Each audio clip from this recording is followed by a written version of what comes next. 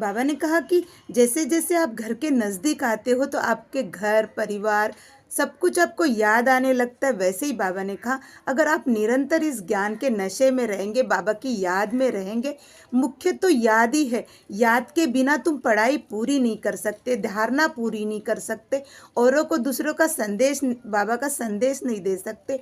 और बाबा ने कहा जो स्वयं नहीं करते वो औरों को कैसे अनुभव कराएंगे। बाबा ने ये भी कहा कि मुख्य है याद की यात्रा। याद के यात्रा से ही आप अपने सर्व विकर्मों को, अपने सर्व पापों को नष्ट कर सकते हो। बाबा ने कहा कि हमेशा स्वयं को सावधानी देते रहो कि मैं कितनी देर तक बाबा की याद में रहा, कितनी देर तक मैं आत्म अभिमानी स्थिति में स्थित रहा, कब कब मैं अपने मन बुद्धि से भटकता रहा।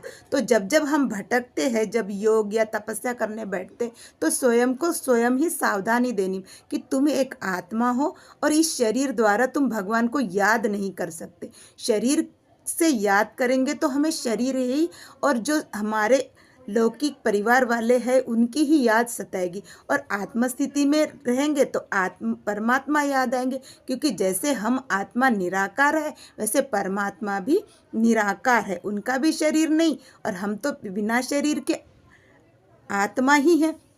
इसलिए बाबा कहते कि आत्मा का अभ्यास पक्का करो, मन मना भव। फिर बाबा ने कहा बड़े से बड़े ज्ञानी है, महात्मा है, उनको भी यह ज्ञान नहीं है, उनको अपना ही नशा रहता है। इसलिए वह कहते कि इतने